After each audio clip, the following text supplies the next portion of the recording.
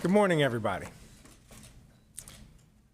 It's been said many times that a budget reflects our values. Today, I am proud to announce a budget proposal that values our children and our state's future. The budget I'm proposing is balanced and sets our state up for success as we continue to be the third fastest growing state in the nation. My budget ensures that we will be able to continue investing in our people, meeting their needs, and keeping North Carolina strong. I'm excited to share it with you today. I'll start with a topic that's on the minds of many North Carolinians, our economy. Our economy of the state is very strong. Unemployment is relatively low at 3.7%, and I'm proud that we've been ranked in the top 2 states for business 4 years running. But we cannot rest on our laurels. We have to continue to grow the economy and ensure that it works for everyone.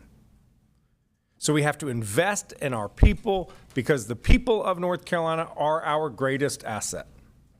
Right now, we have workforce shortages in several high-demand sectors, such as healthcare, IT, and law enforcement. And we have people across the state who have a wealth of potential who would eagerly fill these gaps if they had the right training and education. We need to help our people develop the skills that they need for these high-demand, high-wage jobs. So my budget proposes providing free community college to students pursuing credentials in high-demand industries. I'm also proposing that we expand apprenticeships in state government to recruit and retain talent to serve the public, and establish a rural apprenticeship program to connect small businesses and farmers to apprentices so that they can have a pipeline of talent that they need. To get the workforce ready for the jobs of tomorrow, we need to invest in the right training programs today. That means hiring more needed instructors so that more people get the education that they need to enter into high-demand fields like nursing, caregiving, law enforcement, and vocational rehab. It also means supporting people who are re-entering the workforce after incarceration so that they're able to contribute to their communities and that they don't fall back into the behavior that led to their incarceration in the first place. We'll need to take a broad approach to preparing our people for the jobs of today and tomorrow, but I want the people to know that as long as I am governor, no state will outwork North Carolina when it comes to developing our workforce. When we set our people up for success, there is so much that we can achieve. Ensuring folks have access to and are qualified for good jobs with good wages is a critical part of strengthening our economy, but of course there's a lot more we also have to do. We have to invest in strengthening our families and lowering costs. Too many families can't afford bare necessities like groceries, housing, health care. So we have to lower costs whenever we can. That's why my budget proposes $60 million to leverage private sector and federal funds to build more affordable housing and to incentivize local governments to update their zoning plans to encourage more construction. We have a lot of people moving to North Carolina. That means that demand for housing is increasing, prices are going up. So we have to increase the supply of homes to meet that newfound demand. We also have to lower the cost of child care. When we invest in the youngest North Carolinians, we set them up for a lifetime of educational success. We also help parents who want to stay in the workforce. It's counterintuitive, but too many North Carolinians cannot afford to go to work. That's because they can't afford child care if they can find it at all. Getting pushed out of the workforce hurts our workers, and it hurts our businesses and the economy to the tune of approximately $5 billion a year in lost economic activity. My budget proposes increasing child care subsidy rates across the state so providers can increase the salaries of their child care workers, expanding pre-K across North Carolina by 1,000 new slots so that more kids show up to kindergarten ready to learn, and creating summertime enrichment programs for those children before they start kindergarten so they are really ready on that first day of school. Housing and childcare are two massive costs weighing on many families, but they're not the only ones. Too many families are struggling to make ends meet and cover necessities. That's why in my budget, I am cutting taxes to put more money into the pockets of middle-class families.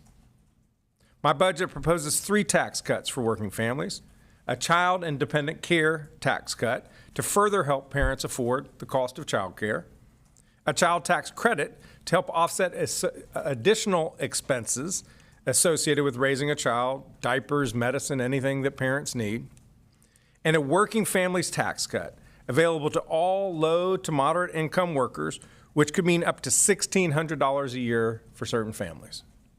These investments and these tax cuts are what it means to truly be pro-family.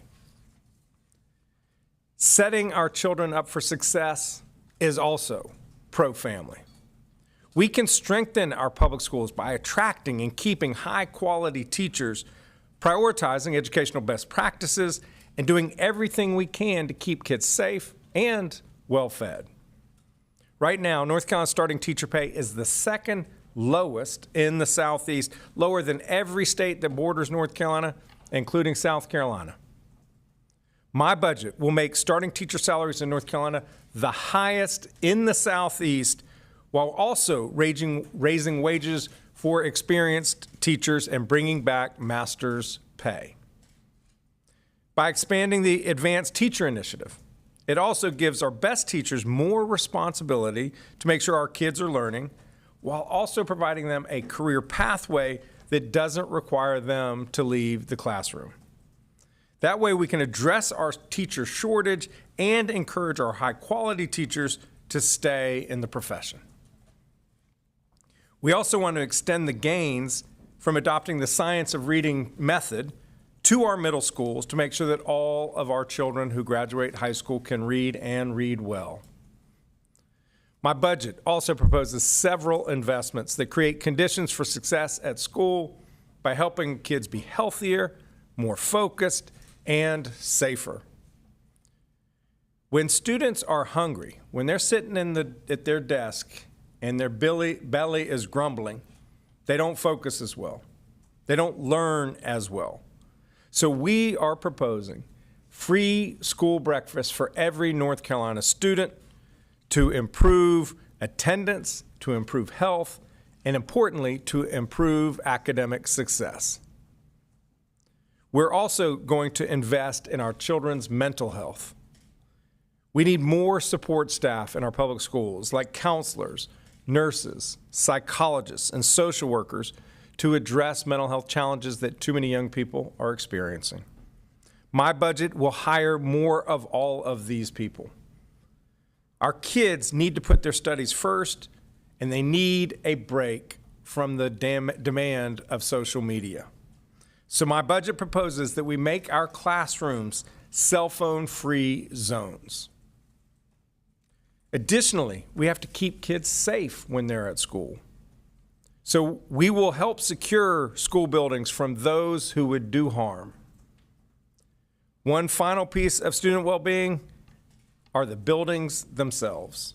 Too many of our schools are old, overcrowded, use trailers, have leaking roofs, broken heating and air. We need safer, healthier, and more modern schools. So I'm proposing a $4 billion bond for North Carolina's public schools.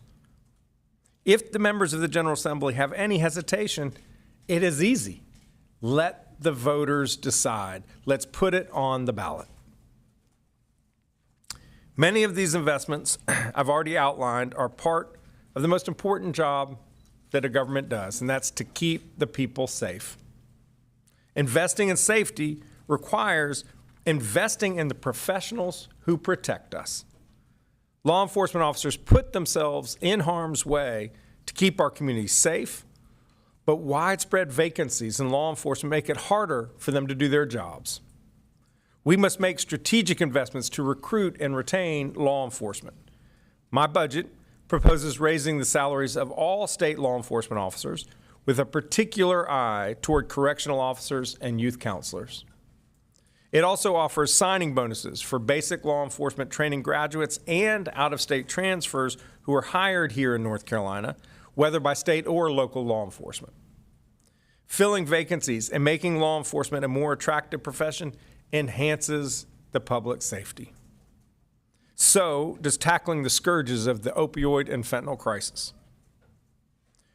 While North Carolina has made progress in reducing fentanyl overdose deaths, still too many people are dying. That's why I'm seeking a fentanyl control unit of law enforcement and prosecutors to investigate and stop the flow of this deadly poison into our communities. Too many North Carolinians have lost a loved one to a drug overdose or a senseless crime, and we honor the victims by tackling this head on. Sexual assault is a heinous crime. We've made tremendous strides in holding offenders accountable when we finally eliminated the backlog of older, untested rape kits. But we've got to finish the job. That's why my budget calls for a sexual assault cold case unit at the SBI to take the evidence that's now been tested and use it to put more offenders behind bars and finally deliver justice to victims. I'm also calling for more gun locks and gun safes to protect children from firearm fatalities. Behavioral health crisis response teams to reduce public safety risks when law enforcement respond to a mental health crisis. And more than 3,300 body cameras for law enforcement to create objective evidence that helps further investigations and enhances the public trust. Let's keep our families safe, and that's exactly what my budget will do. Let's also keep them healthy.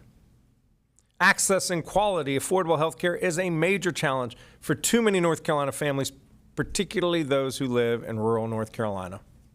My budget increases access to primary care and OBGYNs and supports rural health clinics that provide physical and dental care to people who need them. It also invests in clean air and clean water with a focus on funding stormwater infrastructure to reduce the risk of flooding going forward. It increases our state's focus on behavioral health so that we're tackling health and safety issues at the same time. And it also reduces cost to Medicaid by expanding the Healthy Opportunities Program that supports beneficiaries with non-medical interventions that make them healthier and reduce healthcare expenditures over time. Our goals are so important. Building an economy that works for everyone, strengthening our public schools and workforce, supporting families, keeping people safe and healthy. We cannot afford to waste a penny. So as we are making these investments, we have a responsibility to be smart about how we invest taxpayer dollars. We have to get the maximum public benefit from every single dollar that we invest. So I'm establishing an impact center at the Office of State Budget and Management, which will make our work more efficient and more effective. It's also why I'm sounding the alarm about our state's pending fiscal cliff. A budget shortfall these days in North Carolina is kind of hard to wrap your head around. We're a growing state. The economy is relatively strong, so it just doesn't make sense. But the truth is that we are in for some self-inflicted fiscal pain. 2 years from now, according to the consensus forecast created jointly by the legislative fiscal staff and the Office of State Budget and Management, North Carolina will face an $800 million loss in revenue because of pre-programmed tax giveaways, mainly to wealthy individuals and to corporations. We have nearly $10 billion of scheduled tax giveaways over the next 4 years alone, even though we've already got a very competitive tax climate here in North Carolina.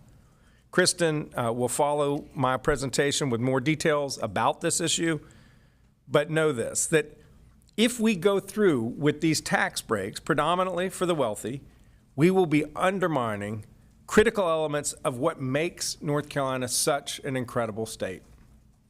So I'm simply calling on the General Assembly to freeze them, not to raise them, just freeze them. just maintaining the current level of individual and corporate tax rate rather than recklessly walking to the edge of the fiscal cliff and then stepping off it. Understand, North Carolina's corporate income tax rate is the lowest in the country of the 44 states that have one. And if you go back and look at the debates that occurred when the reduction in corporate income tax first began, it was all because North Carolina had the highest corporate income tax rate in the Southeast, and we just wanted to not stick out like a sore thumb. We are the lowest in the country. We do not need to be giving these tax breaks to corporate shareholders who are not even North Carolinians, many of whom are not even American. Between investing in the education and health of North Carolina's children or giving money to corporate shareholders, the vast majority of whom are not North Carolinian, many of whom are not American, that choice is easy. I will choose North Carolina's children every single time. I also want to say a few words about the ongoing Hurricane Helene recovery efforts. I am eager to sign a bill that sends resources to Western North Carolina. I requested $1 billion in relief earlier this year. The House passed a $524 million bill yesterday, and I hope and believe that the Senate will pass it today. I want to thank the legislature for this bill because it will enable us to get started on many important aspects of disaster recovery, but we have to be honest that the amount is inadequate, and this is just the start. We are looking at $60 billion in damages in Western North Carolina. By a factor of 3, the most damaging storm in North Carolina history. So I will be submitting an additional Helene budget request to the General Assembly shortly in the weeks to come, and keep pushing Congress for meaningful help. And I look forward to working with the legislature and our congressional delegation to get this work done. North Carolina is strong because our people are strong. But we have to work to maintain our strength so that future generations also have a fair shot at a brighter future in the state that we all love. That's why in my balanced budget, I'm proposing tax cuts for middle-class families to put more money in their pockets, free community college for people getting trained to work in the high-paying jobs of today and tomorrow, lower child care costs for our families, the highest starting teacher pay in the Southeast, and more police on the beat to keep us safe. To me, each of these commitments is delivering on the promise of North Carolina that where you come from should never limit how far you can go. I'm grateful to the General Assembly for its consideration of the budget, and I look forward to working with them in the coming weeks so that we can do right by North Carolina's children and North Carolina's families. Happy to take some questions if there are any. What do you make of the argument we're hearing from Republicans in the legislature that the growth of North Carolina's economy will ultimately take care of those revenue projections and we won't see the deficits that are in the current revenue forecast? Kristen will tackle this issue in greater detail in her presentation, but I'll just say this. There are 3 options. Either the consensus revenue forecast is accurate and we're facing an $800 million shortfall 2 years from now. Either they think revenues are going to come in greater than they are and the